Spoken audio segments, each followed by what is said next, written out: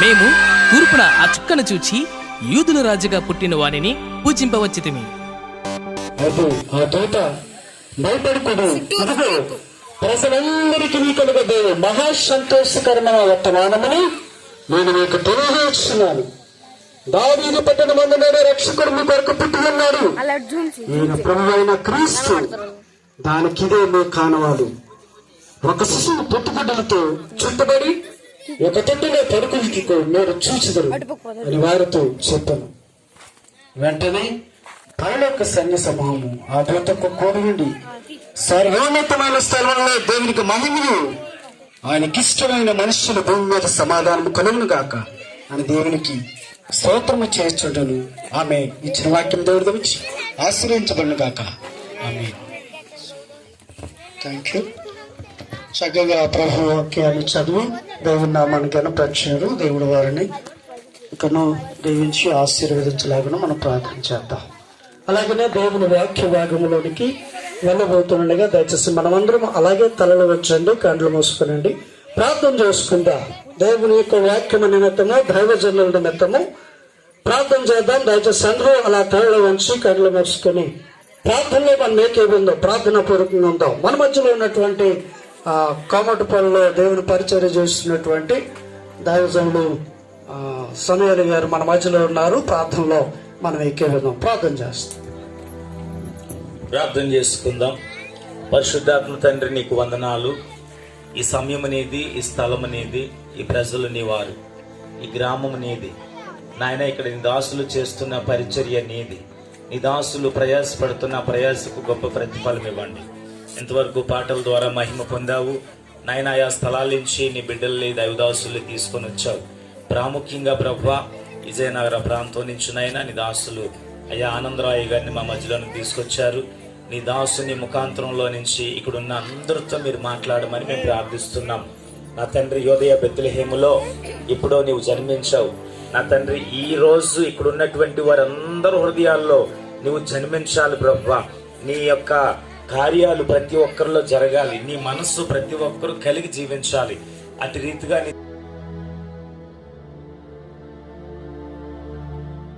ఈరోజు దేవుని యొక్క సువార్త మీకు అందించాలని ఈ ప్రాంతానికి మరి ప్రత్యేకంగా దూర ప్రాంతం నుండి విజయనగర పట్టణం నుండి దైవజనులు మరి ఆనందరాయ గారిని మరి మన మధ్యకు దేవుడు తీసుకుని వచ్చి ఉన్నారు. ఈ రోజు పరిశుద్ధాత్మ దేవుడు మనతో ఏం మాట్లాడబోతున్నాడు మనం అందరం ప్రార్థనా పూర్వకంగా వెళ్దాం. మరియా అనబడిన ఆ కన్యకను దేవుడు ఆయన యొక్క దృష్టి ఆమె మీద నిలిపి ఆమె గర్భాన ఆయన కుమారుడైన క్రీస్తుని జన్మింపచేయటానికి ప్రణాళికను రూపించి దేవుని దూత ద్వారా ఈ వర్తమానం పంపి, దయాప్రాప్తురాలా నీకు శుభము కలుగునుగాకని ఒక ప్రవచనము ప్రవచింపచేస్తూ, నీ యొక్క గర్భాన ఒక శిశువు పుట్టబోతుంటున్నాడు, ఆయన పరిశుద్ధాత్మ ద్వారా జన్మిస్తున్నాడని చెప్పి ఆయన విషయాలన్నీ కూడా చెప్పేశారు. సరే, ఈ బిడ్డ ఈవిడి గర్భం ధరించిన తరువాత దేవుడు రోమా చక్రవర్తి అయిన కైసర్ అగుస్తుని ప్రేరేపించాడు.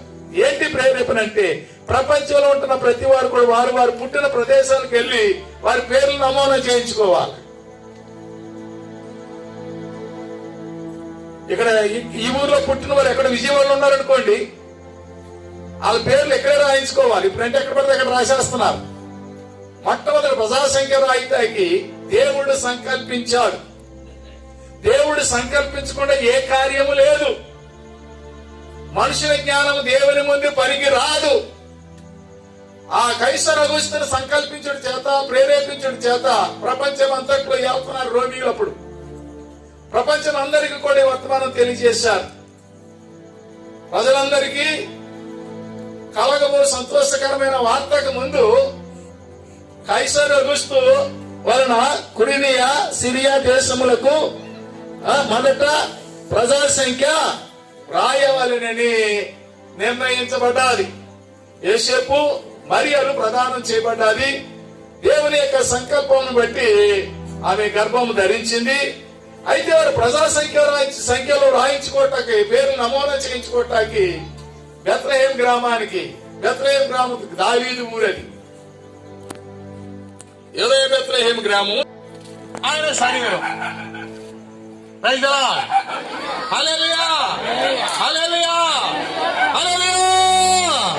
అంచేత క్రిస్మస్ అనేది మానవుడు కోల్పోయిన మహిమను తిరిగి సంపాదించుకునడము. ఆ కోల్పోయిన దాన్ని తిరిగి సంపాదించిన మహిమను మనకు కనిపించకపోవచ్చేమో గాని నువ్వు సమాధానంగా ఉంటేనే ఆ మహిమ నీలో నివాసం చేస్తాది. సమాధానం దగ్గర మహిమ ఉండదు. ఎవరికి సమాధానం ఎప్పుడు వస్తుంది? సమాధానం అంటే ఆయనకి ఇష్టమైన జీవితం జీవించాలి, ఆయనతో రాజీ పడాలి. ఇప్పుడు వరకు కూడా ఆయనతో వైరం చేశావు,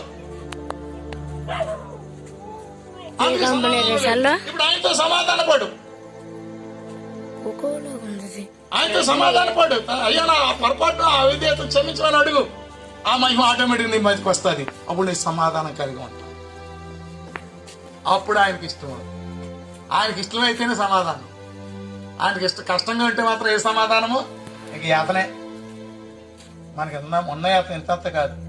మనం ఒక్కసారి వెనక్కి తిరిగి చూసుకుంటే మనం దేవుడికి ఇష్టలుగా లేమని అర్థమైపోతుంది. మరి ఎప్పుడు ఉంటుంది? ఇష్టం మన వయసు వెళ్ళిపోతుంది, మన రక్తం ఉడికిపోతుంది. కరోనా ప్రభావాలు ఎంతమంది చచ్చిపోయి మేము బతుకున్నామంటే నీ తినడానికి వస్తానవా? ఆ ఉచితమైన కృప కలిగిన దేవుడు నిన్ను ప్రేమించి, నన్ను ప్రేమించి, మనం ప్రేమించి అవకాశం ఇవ్వటానికి నా పిల్లలు నన్ను గ్రహించలేకపోతున్నారు, నా పిల్లలు నన్ను వెంబడించలేకపోతున్నారు, నా పిల్లలు నాతో సమాధానంగా జీవించలేకపోతుంటున్నారు, నాకు ఇష్టలుగా పరిగణించలేకపోతుంటున్నారు. ఎలాగైనా ఈ సంవత్సరం కూడా ఉండనేమన్నట్లుగా ఆయుష్ను పొడిగిస్తూ మనకు మరి ఒక అవకాశాన్ని ఇస్తూనే ఉన్నాడు. ఇచ్చిన అవకాశాన్ని వినియోగించుకున్న ద్వారా మాత్రమే మనం ధన్యులము. అందుచేత ఈ లేఖనాలు మనం ఆలోచిస్తున్నప్పుడు ఆ దినాల్లో ఉంటున్న ఆ హిస్టరీ అంతా కూడా ఆలోచిస్తే ఆ దినాలకి ఈ దినాలకి తేడా ఏమీ లేదు. కానీ వాక్కు మాత్రము అదే వాక్కు ఆ దినాన్ని విశ్వసించే వాళ్ళని ఎలా బాగు చేసిందో ఈ దినాన్ని విశ్వసించిన వాడిని కూడా అలాగే బాగు చేస్తుంటుంది. 1966 సంవత్సరం ఇదే నెల డిసెంబర్ నెలలో నాకు దేవుడు అంటే తెలదు. అది వెస్ట్ గోదావరి. చిన్నతనంలోనే నా తల్లిదండ్రులు చనిపోయారు. నా మేనమామ నన్ను పెంచుతున్నాడు. నేను కుర్రలతో స్నేహం చేసి బయటకు తిరిగేస్తుంటున్నాను. రోజుని మా ఇంట్లో పాస్ట్ గారు, పెద్దకోసి పాస్ట్ గారు ఎదిగి దిగాడు. చాలా కత్తిళ్ళది. ప్రతి రాత్రి కూటం చేస్తూ ఉండేవాడు. ఓ రోజు నేను బయటకు వెళ్ళిపోతున్నా, కుర్రాడు అన్నం తినేసాను, ఇలా అప్పుడు ఈజీగా కొట్టేసాడు కుర్రగాడు. రండి, నేను బయటకు వెళ్ళిపోతే సిద్ధపడిపోయాను. అన్నాడు అంతే. అడిగెళ్తాను అంటూ ఓ మాట అన్నాడు. బయట దొంగతనాలు జరిగిపోతుంటున్నాయి, నువ్వు ఇంటి పట్టు పడతలేదు, నిన్ను కట్టేస్తే నీ బాబు ఎవడు ఏడిపిస్తాడు అన్నాడు. ఇదే మాట. ఈ చిన్నతనం నుంచి మాట్లాడే చాలా రోషం ఎక్కువ. బాబు అన్నది ఇంకా బాధ ఎక్కువైపోయింది. అంటూ ఏమన్నాడంటే అందరూ దేవుడి దగ్గర ఏడుతున్నాడు, అక్కడ ఆడవచ్చు కదా అన్నాడు. మీరు నమ్మండి, నేను దుఃఖంతోనూ ఆ ప్రార్థనకి వెళ్ళాను. రాష్ట్రాలు తీసి వాక్యం చెప్తాను. సర్వశరీరులు గడ్డిని పోలి ఉన్నారు, గడ్డి ఎండిన పూరాలను. తల్లి మర్చిన తండ్రి విడిచిన నేను, నన్ను ఆశ్రయించిన నేను విడిచిపెట్టిన మాటలు పలుకుతున్నాడు. నేను 66 సంవత్సరాలు మీరు కుదరలేదు నాకు కలదు. కానీ రాత్రి చాలా బాధపడ్డాను. రెండో రాత్రి వెళ్ళి అందరూ చప్పట్లు కొడతాను, నేను కొడతాను. ఏం కాదు, నా మట్టుకైతే బ్రతుకుట క్రీస్తే రేయి పట్ల పాట పక్కన వచ్చేసాను సార్. పడుతున్నా పుడుతుంటుంది కానీ ఆకాశం కనబడుతుంది. 66 సంవత్సరం డిసెంబర్ నెలలో ఆ రాత్రి కోటం జరగలేదు. అలా అంతా దొల్లేస్తున్నాను, ప్రభు నేను పాపించా. తెల్లారినప్పటికి దేవుని యొక్క వాక్యం వచ్చేస్తుంది ధారావాహిగా. వాక్యం నా నోరు విప్పితే చాలు ధారావాహి వాక్యం.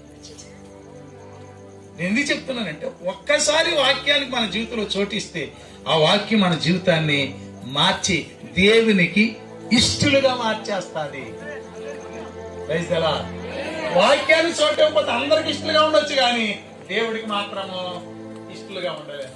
ఎంత ఇష్టంగా ఉంటున్నా మన దినాలు సుఖాంతంగా ఉండవు. ఆయనకి ఇష్టడుగా ఉంటేనే మన దినాలు స్వేచ్ఛగా, స్వాతంత్రంగా, సంతృప్తికరంగా ఉంటాయి. అందుచేత ఈ రాత్రి ఈ క్రిస్మస్ సందర్భంలో నీ హృదయంలో దేవుని యొక్క వాక్యానికి చోటిచ్చి నీవెవరు నీ స్థితి ఏంటో నువ్వు గ్రహించగలిగితే నీ జీవితము క్రిస్మస్ వేడుకతో ఆరంభింపబడతారు. అందుచేత ప్రతి వారికి కూడా మారాలి. అదే మాట దూతలు పలుకుతుంది. అక్కడ ఏమన్నాడు? సర్వోన్నతమైన స్థలములలో దేవునికి మహిమయు, ఆయనకి ఇష్టమైన మనుషులకు భూమి మీద సమాధానము ఉండును కలుగునుగా కానీ దేవునికి స్తోత్రము చేయుచుండెను. అక్కడ 13వ వచనం. వెంటనే పరలోక సైన్య సమూహము ఆ దూతతో కూడా ఉండేను. ఎవరున్నారండి దూతను? పరలోక సైన్య సమూహం. మనం సేవిస్తున్న దేవుడికి గొప్ప సైన్యం ఉంది. ఆ సైన్య సమూహంతో ఆయన ప్రజల మధ్యకి దిగొస్తాడు. ఇప్పుడు మినిస్టర్ గారు వస్తున్నారు అనుకోండి, ఆయన చేతుకున్న పాలకులందరూ ఆయన వెనకాల వస్తారు. ఆరోగ్య శాఖ ఉంటారు, విద్యుత్ శాఖ ఉంటుంది, రండి వ్యవసాయ శాఖ ఉంటుంది, అందరూ అంటారు. ఎవరైనా అయ్యా మా పరిస్థితి మా ఆరోగ్యం బాగుంటలేదు, మమ్మల్ని ఎవరు డాక్టర్ పట్టించుకోలేక ఏం చేస్తాను వెంటనే ఆ మినిస్టర్ ఏం చేస్తాడు? ఏంటి నువ్వు చేస్తున్న పని వెంటనే ఆర్డర్ వేస్తాడు. ఏం చేత వెనకాల ఆ పటాలము ఉంది. అందుచేతనే పరలోక సైన్య సమూహాన్ని మన సమస్యలన్నీ ఏ రూపంలో ఉన్నా తీర్చటానికి ఆ సైన్య సమూహము మన కొరకు ఉంది అని అర్థమవుతుంది అన్నమాట. అది ఏ డిపార్ట్మెంట్ సంబంధించిందైనా సరే ఆ డిపార్ట్మెంట్ సంబంధించిన వ్యక్తి అక్కడ ఉన్నాడు కనుక వెంటనే ఆ స్పాట్ లో ఆ వ్యక్తి యొక్క ఆ సమస్యను పరిష్కారం చేయటానికి దేవుడు అక్కడ క్రియ చేస్తాడు అని ఆ లేఖనాన్ని బట్టి మనము అర్థము చేసుకోవాలి. వెంటనే పరలోక సైన్య సమూహము ఆ దూతతో ఉండని. ఏ సమూహము? పరలోక, అది భూలోక సైన్య సమూహం కాదండి. అత్యంత మన పరలోక సంబంధమైన మహిమను కనుపరుచు సువార్త. చాలైనా సువార్త అంటే దేవుని స్వరూపి అయి ఉన్న క్రీస్తు మహిమను కనుపరిచే సువార్త. క్రీస్తు యొక్క మహిమే ఆదిలో ఆదాముకి ఇవ్వబడిన మహిమ. మాట అర్థమైందా? క్రీస్తు మహిమే ఆదిలో ఆదాముకి ఇవ్వబడిన మహిమ. ఇప్పుడు ఆదాము ఆజ్ఞను అతిక్రమించి ఆ మహిమను కోల్పోయాడు, పోగొట్టుకున్నాడు. ఆదాము కోల్పోయిన మహిమ, ఆ మహిమలో ఉన్నంతకాలం ఎప్పుడు హ్యాపీ.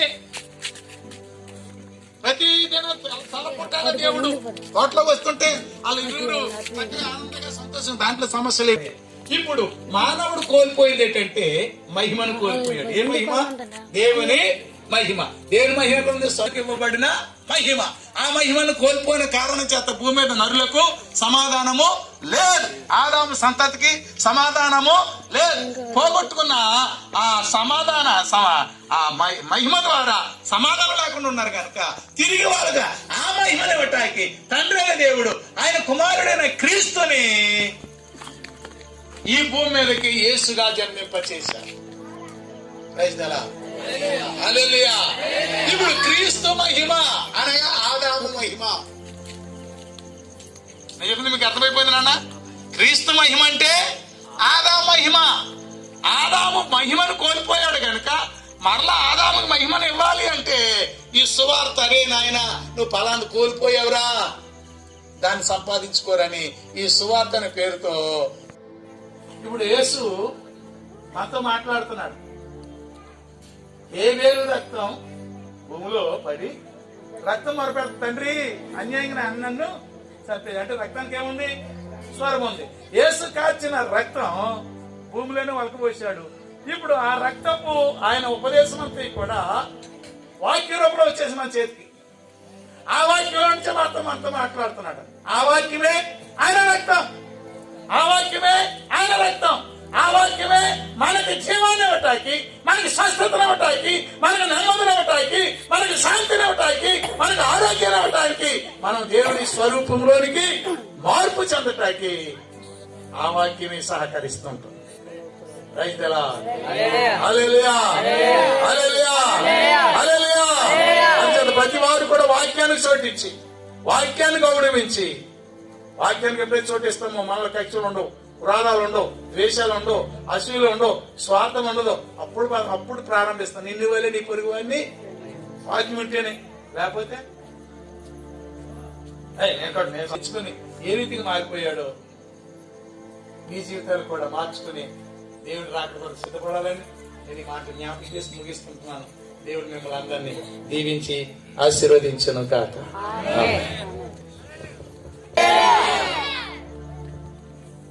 అద్భుతమైనటువంటి దైవ సందేశాన్ని మనం విన్నాము.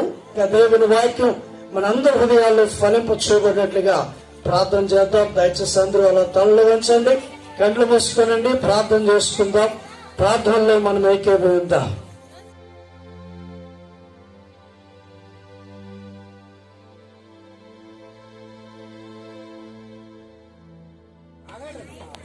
క్యాండిల్ వెలిగిస్తుండగా పాడుకోవాలి. దేవుని నామమున ఓకే స్టార్ట్.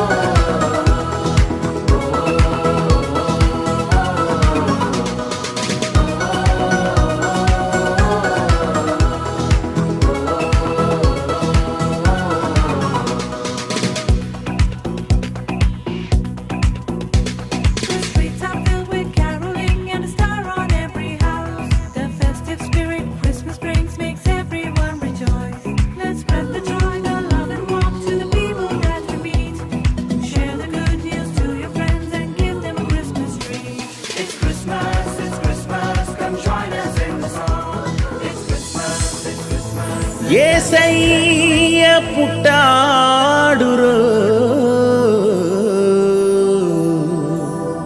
మన కోసమే వచ్చాడురో.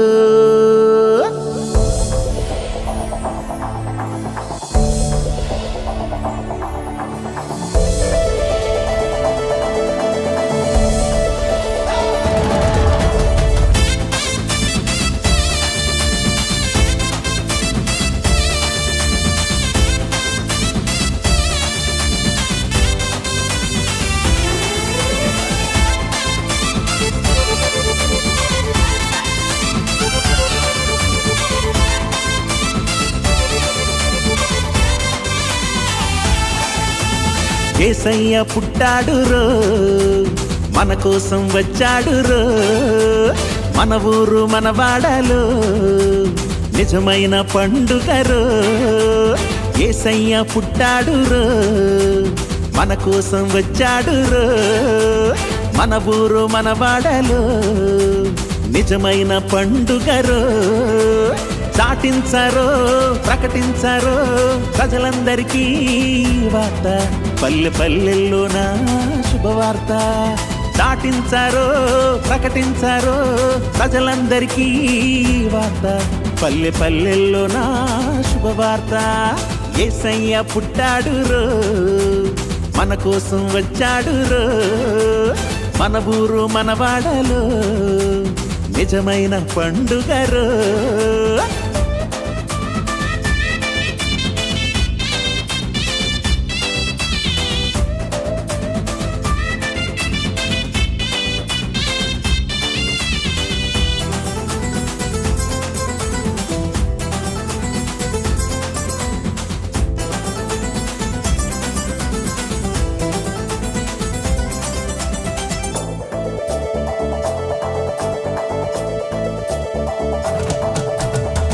పాపికి విడుదల ఇచ్చే రాజు పుట్టాడు, రోగికి స్వస్థత ఇచ్చే దేవుడు వచ్చాడు. పాపికి విడుదల ఇచ్చే రాజు పుట్టాడు, రోగికి స్వస్థత ఇచ్చే దేవుడు వచ్చాడు. నమ్మి చేరావంటే మనసు ఇచ్చావంటే, నమ్మి చేరావంటే యేసుకు మనసు ఇచ్చావంటే రక్షణ ఇస్తాడు నిన్ను రక్షిస్తాడు, రక్షణ ఇస్తాడు నిన్ను రక్షిస్తాడు. చాటించరో ప్రకటించరో ప్రజలందరికీ వార్త, పల్లె పల్లెల్లోన శుభవార్త. చాటించరో ప్రకటించరో ప్రజలందరికీ వార్త, పల్లె పల్లెల్లోన శుభవార్త. యేసయ్య పుట్టాడు రో, మన కోసం వచ్చాడు రో, మన ఊరు మన వాడలో నిజమైన పండుగ రో.